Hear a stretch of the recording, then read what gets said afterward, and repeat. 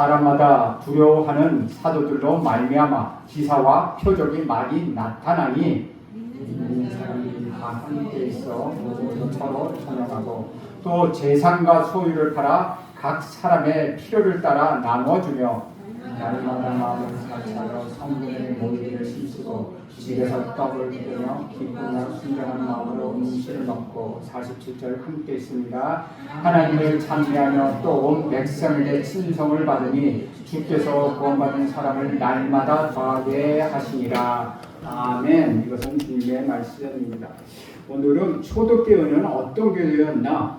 그 초대교회에 대해서 살펴보려고 합니다. 오순절 마가 다락방에서 기도하던 예수님의 제자들과 성도들에게 약속하셨던 성령님이 임하셨습니다. 베드로를 비롯하여 120여 명이나 되는 성도들은 성령 충만함을 받아 성령이 말하게 하심에 따라 다른 방향으로 말하기 시작합니다. 이제 베드로와 11 사도는 예루살렘 거리에 나가서 말씀을 선포하기 시작합니다. 그리고 베드로가 11 사도를 대표해서 담대하게 예루살렘에서 오순절을 지키기 위하여 모여든 사람에게 예수님을 통하여 이루어진 하나님의 큰 일을 증거하였습니다. 이 땅에 오신 예수님께서 우리 죄와 저주를 대신 짊어지시고 십자가에 죽으셨다는 것입니다. 그런 예수님을 하나님께서 다시 살려주셨고 부활하셨다고 지금 베드로는 선포하고 있습니다. 그리고 우리가 그 예수님을 직접 눈으로 보고 손으로 만져본 부활의 증인이라고 그들은 증거하고 있습니다. 더 나아가 예루살렘 사람이 십자가에 못 박혀 죽인 그 예수님은 바로 우리가 그토록 기다렸던 메시아라고 그는 선포합니다. 베드로와 11명의 사도는 생명을 걸고 이 목숨을 증거했습니다. 저들을 두려워하지 않았습니다. 죽음이 끝이 아니라는 사실을 직접 목격한 제자들은 이제 생명의 복음, 부활의 복음을 증거하는 것이 사명이 되었습니다. 저들 가운데 임재하신 성령님은 저들로 하여금 이 부활의 복음을 증거하게 하셨다는 것이죠. 이 말씀을 들은 예루살렘 사람들은 놀랍고 두려워하기 시작했습니다. 지난날 메시아이신 하나님의 아들을 십자가에 죽은 일에 대하여 앞장섰던 사람들이 자신의 죄악들을 깨닫게 되었다는 것이죠. 그리고 베드로와 제자들 찾아와 형제들아 우리가 어찌할꼬 라고 탄식하며 절규했습니다. 그때 베드로는 이렇게 대답합니다. 너희가 회개하여 각각 예수 그리스도의 이름으로 세례를 받고 제사함을 받으라. 그리하면 성령의 선물을 받으리라. 그러자 그 중에 3,000명이나 되는 남자들이 회개하고 세례를 받았습니다. 이것은 제자들도 그들을 지켜봤던 대적자들도 감히 상상하지 못했던 일이었습니다. 사랑하는 여러분, 성령이 임하자 이렇게 놀라운 구원의 역사가 일어났습니다. 제자들이 변했습니다. 이제 자기를 뛰어넘어 하나님의 나라를 꿈꾸고 우리 구주 예수 그리스도의 복음을 담대하게 전파하였습니다. 오순절에 임하신 성령은 저들 가운데 역사하기 시작하신 것입니다. 3,000명이 회개하고 돌아왔습니다. 이제 저들은 초대교회의 창립 멤버가 되었다는 것이죠. 그러나 그들이 오랫동안 신앙생활을 해온 것은 아닙니다. 갑자기 예수를 믿게 되었습니다. 또한 갑자기 세례를 받게 되었습니다. 이방 종교와 이방 문화 속에 길들여져 있던 사람들이었습니다. 또 한편의 사람들은 오랫동안 전통적인 유대교에 물들어 있었던 사람이었습니다. 그들이 새로운 복음, 새 성령, 새로운 놀라운 공동체의 출현을 맞이하면서 어떻게 신앙생활을 할 수 있었겠습니까? 그것은 지난주에 살펴본 말씀 속에서 잘 나타나 있습니다. 42절을 보면 이렇게 기록합니다. 그들이 사도의 가르침을 받아 서로 교제하고 떡을 떼며 오로지 기도하기를 힘쓰니라. 오늘 본문과 함께 사도행전에 나타난 교회의 모습을 살펴보면서 우리는 은혜를 나누려고 합니다. 다시 42, 43절을 보면 그들이 사도의 가르침을 받아 서로 교제하고 떡을 떼며 오로지 기도하기에 힘쓰니라. 사람마다 두려워하는데 사도들로 말미암아 기사와 표적이 많이 나타나니 라고 말하고 있습니다. 사도들에 의하여 그들은 가르침을 받았습니다. 성령을 체험하고 은혜를 받은 사람들은 무엇을 했겠습니까? 첫째, 그들은 하나님의 말씀을 받아들였다는 것입니다. 말씀을 배우는 일입니다.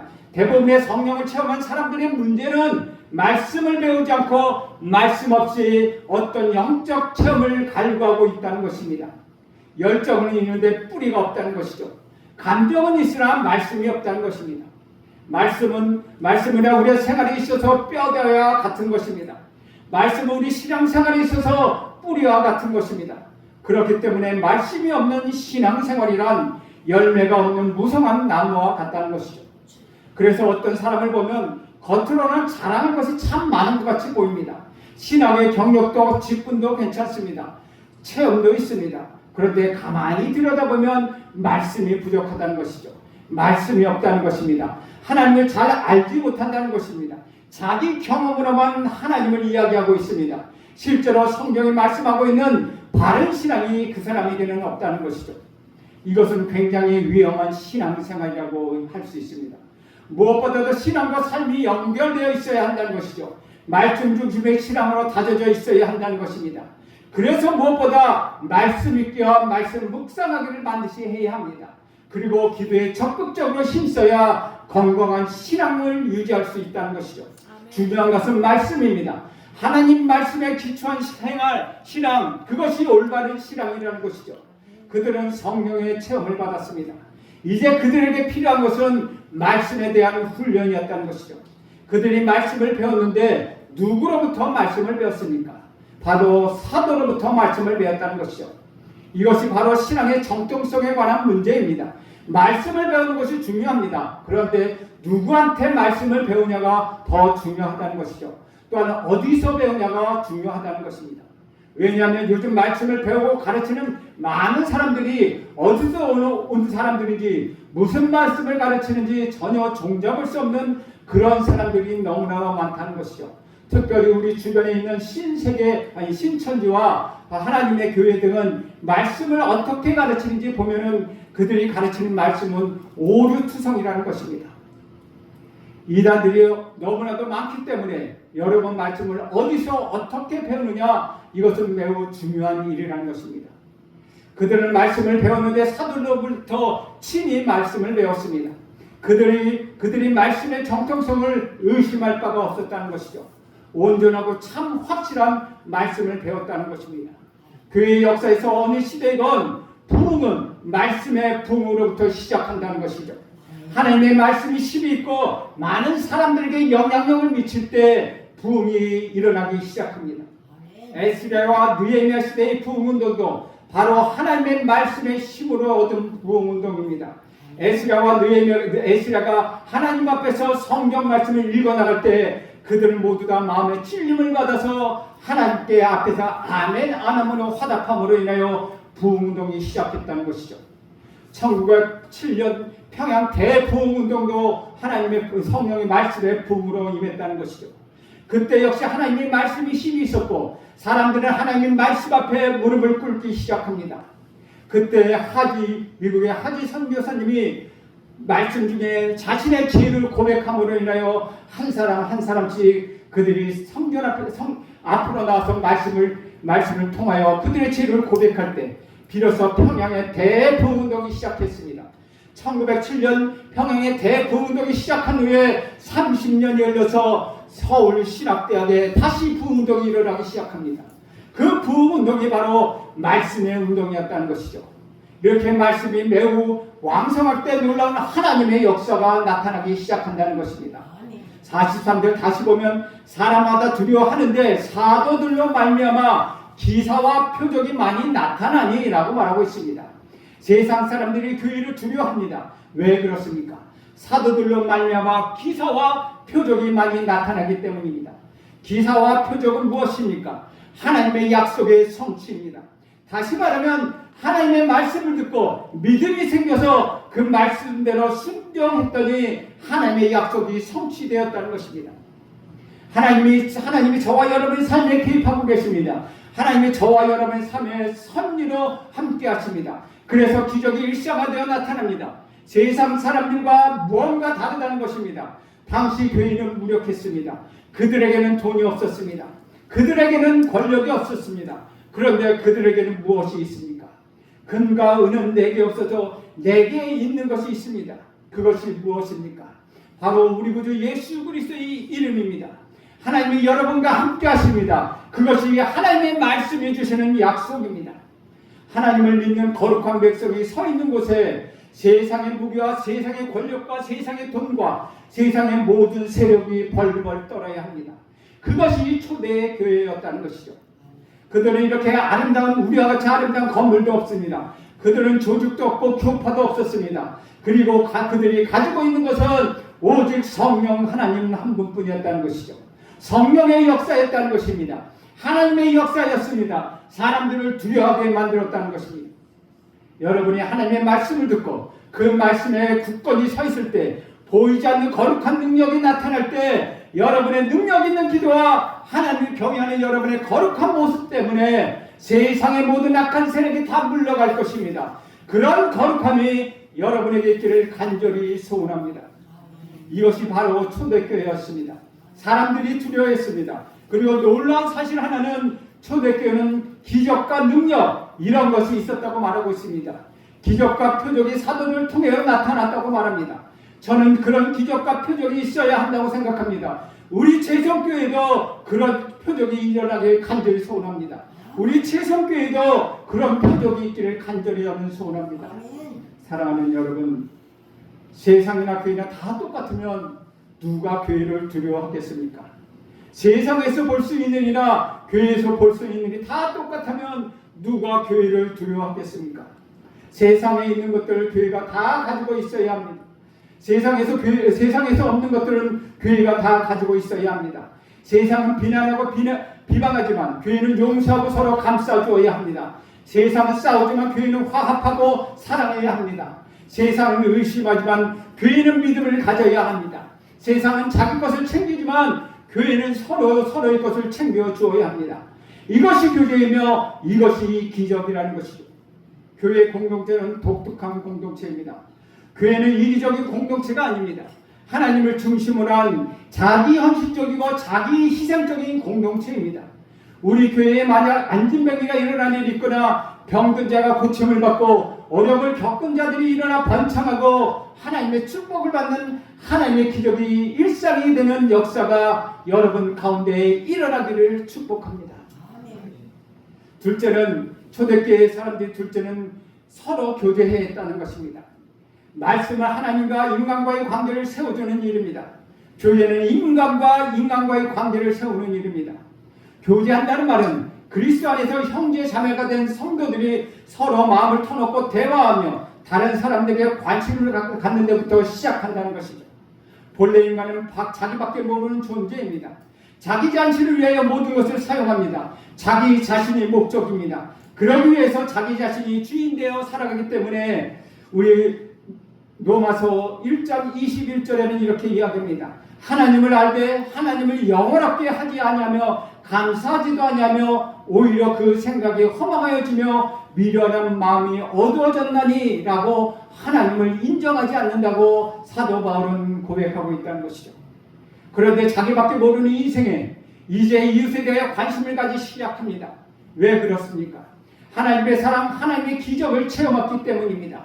십자가에서 하나님의 아들신 우리 구주 예수님이 나 같은 죄인을 위하여 돌아가셨다는 그 복음을 듣고 깨달았기 때문이라는 것이죠. 하나님 사랑이 내 안에 들어오기 때문에 그 사랑으로 이웃을 사랑하고 용서하고 이웃의 필요에 관심을 갖기 시작하는 것입니다.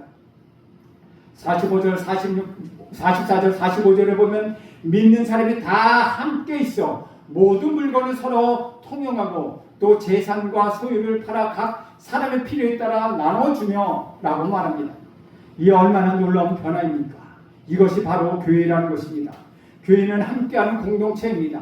자기 입장에 서 있으면 이해가 되지 않습니다. 상대방의 입장으로 내려가서 상대방의 필요를 보는 것입니다. 내가 먼저 용서하고 내가 먼저 이해하고 내가 먼저 관심 갖고 내가 먼저 상대의 필요를 채워주는 것입니다. 세상 나라와는 너무나도 차이가 있습니다. 세상 나라는 언제나 자기밖에 모르는 사람들이었습니다. 그런데 이제 이웃의 아픔과 이웃의 고통을 보기 시작합니다. 그리고 그들의 필요를 채워주기 위하여 나 자신을 시장합니다. 나 자신을 나누어줍니다. 이렇게 나눠주고 교제할 때 그 기쁨은 배가 되는 것입니다. 나눌 때 바로 성령의 역사가 나타나는 것입니다. 주 안에서 사랑하는 여러분 나의 필요가 아니라 다른 사람의 필요에 관심을 갖고 있습니까? 성령이 충만한 사람, 성도, 이처럼 이웃의 필요를 알아채고 내가 줄 수 있는 것을 주고 나눔을 실천하는 성도입니다. 이런 나눔의 실천이 있는 교회가 바로 살아있는 교회입니다. 그러면 성령을 받은 우리는 무엇을 해야 합니까? 첫째, 서로 교제를 나누어야 합니다. 우리가 고린도후서 13장 13절에 보면 제가 매주마다 하는 축도가 나옵니다. 그 축도에 하나님 은혜와 그리스도의 사랑과 성령의 교통하심이라고 되어 있습니다. 교통이란 말은 교제라는 말입니다. 교회 안에 운행 하시는 성령의 교통하심을 통하여 진정한 교제주까지 형성되어 함께 울고 함께 우는 여러분 모두가 되기를 축복합니다. 성령의 하나 되게 하신 참 성도를 온전히 하나 되게 하시는, 서로 보완하고 서로 위로하는, 서로를 협력하고 서로 하나가 되게 하는 이런 아주 놀라운 하나님의 교제권이 여러분들에게 주어져 있다는 것입니다. 사랑하는 여러분, 교회에 들어오면 먼저 구원받고 거듭나고 성령 받고 하는 일이 참으로 중요합니다. 그러나 여러분이 그 다음에 꼭 해야 할 일이 무엇입니까? 교제권 안에 들어가는 것입니다. 성도가 교제권 안에 들어오지 않는다면 외롭습니다. 고독해집니다. 심지어는 불안해집니다. 그래서 우리는 성도 간의 진정한 교통을 통하여 우리의 문제가 해결되고 우리 상처가 치유되는 역사가 나타나기를 간절히 바랍니다. 그러므로 성도의 교제는 마음과 마음이 하나 되는 것입니다. 날마다 마음을 같이 하여라고 말씀하고 있습니다. 마음을 알아주는 사람이 있으면 아무리 힘들어도 이겨내 나갈 수 있다는 것이죠. 마음이 하나 되면 아무리 외롭고 아무리 큰 고난이 닥쳐와도 우리는 이겨낼 수 있습니다. 둘째, 우리가 해야 될 것은 성도들은 주의 몸된 교회의 지체들이기 때문이라는 것이죠. 바울 사도는 이와 같이 우리 많은 사람이 그리스도 안에서 한 몸이 되어 서로 지체가 되었느니라 라고 말씀하고 있습니다. 내가 아무리 온전한 믿음을 가지고 능력이 있다 하더라도 그 지체 하나만을 가지고 있는 그 지체 하나만을 가지는 온전한 몸을 이룰 수가 없다는 것입니다. 즉 팔은 팔에 불과하다는 것이죠. 다리가 아무리 힘이 있고 재주가 있다 해도 다리는 다리에 불과하다는 것입니다. 그러므로 모든 지체는 서로 협력해야 하는 것입니다. 그뿐만 아니라 몸의 한 부분이 고통을 받으면 한 몸이 고통을 받습니다. 몸의 한 부분이 영광을 받으면 또 한 몸이 영광을 받게 됩니다. 그러므로 한 교회에 몸을 닫고 있는 우리는 즐거워하는 자들과 함께 즐거워하고 우는 자들과 함께 우는 것이 지체된 사람의 생활이라는 것이죠. 이러한 사랑의 교제가 우리 가운데 진정한 진정이 일어나기를 또한 저는 소망합니다. 26절에 보면 날마다 마음을 같이하여 성전에 모이기를 힘쓰고 집에서 떡을 떼며 기쁨과 순전한 마음으로 음식을 먹고 라고 기록합니다. 교회의 생명은 모임에 있습니다.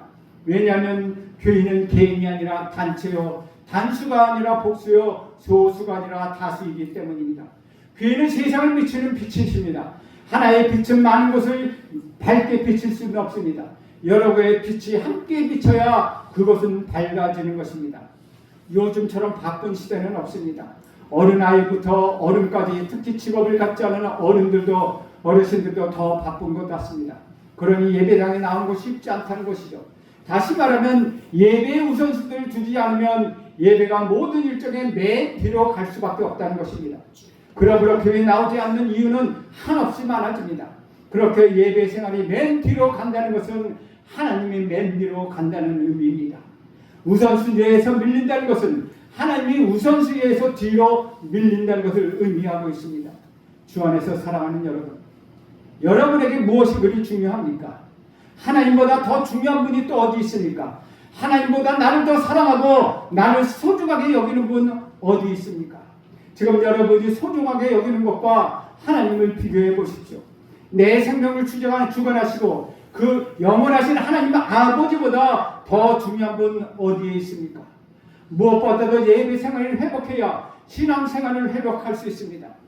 우리가 아무리 이야기를 해도 예배 생활이 저절로 되지 않는다면 신앙은 많은 부분에서 문제를 앓고 살아가게 되는 것입니다.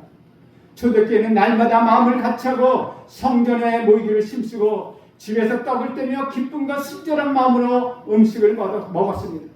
초대교회 교인들은 공식적인 모임을 회당이나 성전에 모이고 성도 간의 교제는 각 개인의 집에서 소규모로 모였습니다. 이처럼 오순절 강림한 이후에 성령의 강림에 많은 사람들이 모이는 장소는 아마 성전밖에는 없었을 것입니다. 그리고 그렇게 모이는 대규모의 공동체와 함께 진정으로 교제하고 마음을 나눌 수 있는 소그룹은 가정에서 이루어졌습니다. 아무리 많은 사람들이 모이는 교회를 할지라도 마음을 나누고 삶을 구체적으로 나눌 수 있는 대상이 필요합니다. 함께 모여서 떡을 떼며 밥을 먹습니다. 이렇게 우리가 서로 마음을 나누고 우리 구주 예수 그리스도 안에서 하나가 될 때 거기에 성령이 임재하는 것입니다. 거기에 하나님 나라가 이루어지는 것입니다. 저는 한쪽으로 가슴 안타까운 것이 있습니다. 우리 교회도 매일 주일마다 예배 후에 같이 식사를 했으면 좋겠는데 준비하실 분이 마땅치 않고 또한 재정적으로도 넉넉지 못해서 하지 못하는 것, 그래서 아마 우리 교회가 공동체를 이루는데 조금 어려움이 있지 않나 저는 이렇게 생각합니다. 그러므로 여러분이 무엇보다 모이기를 힘쓰십시오. 기도에 힘쓰십시오. 예배 회복에 예배 생활을 회복하십시오. 교회를 가까이 하는 것이 우리 예수님을 가까이 하는 것입니다. 그러므로 무엇보다 하나님을 가까이 하는 여러분 모두가 되시길 간절히 바랍니다. 그러면 그곳에 하나님이 함께 하실 것을 보게 될 것입니다. 그렇게 될 때 세상이 두려워하는 영적 권위가 여러분에게 회복될 줄로 믿습니다. 47절 말씀을 보면 하나님을 찬미하며 또 온 백성에게 신성을 받으니 주께서 구원받은 사람을 날마다 더하게 하시니라. 우리가 그들 가운데 임재하는 하나님을 찬송했습니다. 이것이 교회를 세우시는 하나님의 목적입니다. 하나님을 찬송하는 것입니다. 하나님의 영광을 드러내는 것입니다. 그리고 온 백성에게 신성을 받는 것입니다. 세상이 교회를 신성합니다. 왜 그렇습니까? 교회는 세상과 다르기 때문입니다. 이기적인 사람들로 가득한 세상과 교회는 달라야 합니다. 교회는 서로 아픔을 감싸주고 상처를 싸매주며 용서하고 이해하고 존중하는 말로 이루어져야 하는 것이 아니겠습니까?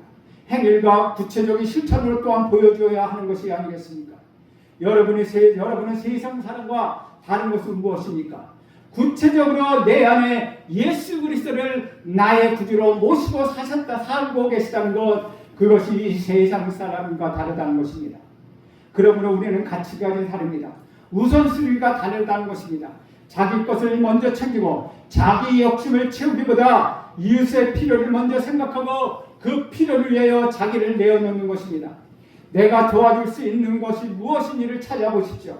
어려움을 겪고 있는 이웃을 위해 격려하고 그들을 위하여 기도해 주십시오. 그럴 때 주께서 구원받은 자를 날마다 더하게 하시신다고 말씀하고 있습니다. 내가 아니라 우리 주님이 더해 주시는 것입니다. 이것이 바로 초대교회의 모습이었습니다. 왜 초대교회의 신앙생활을 우리에게 지금 말씀하고 있는 것입니까? 하나님은 그때와 지금도 똑같이 역사하시는 하나님이시기 때문입니다. 하나님 말씀에는 변함이 없습니다. 문제는 우리에게 있다는 것입니다. 우리가 어떻게 해야 합니까? 첫째는 말씀을 배워야 합니다. 둘째는 나눔과 성질의 교제가 있어야 합니다. 셋째는 모이기에 힘써야 합니다. 그러면 넷째는 주께서 구원받은 자를 날마다 더해 주신다고 약속하셨습니다. 이 모든 것이 여러분 가운데 임재하는 성령의 역사입니다. 그러므로 여러분이 성령 충만한 성도가 될 때 여러분의 가정에, 여러분의 일터에, 여러분의 직장에 하나님의 역사가 일어날 것입니다. 저는 우리 재성교회가 초대교회와 같이 하나님의 역사를 온전히 재현하는 역사가 있기를 간절히 바랍니다. 여러분의 가정에 초대교회처럼 하나님의 역사가 일어나길 간절히 바랍니다. 여러분의 자녀 안에 하나님의 기적과 표적이 일어나길 간절히 원합니다. 여러분의 직장 안에서 하나님의 기적과 표적이 일어나 30배, 60배 결실을 맺는 올해 한 해가 되길 간절히 소원합니다. 기도하겠습니다. 하나님 아버지, 우리 성도들이 사랑의 화신이 되게 하옵소서. 기쁨의 원자탄이 되게 하옵소서. 가는 곳마다 세상을 변화시키게 하옵소서. 예수님의 이름으로 기도합니다. 아멘.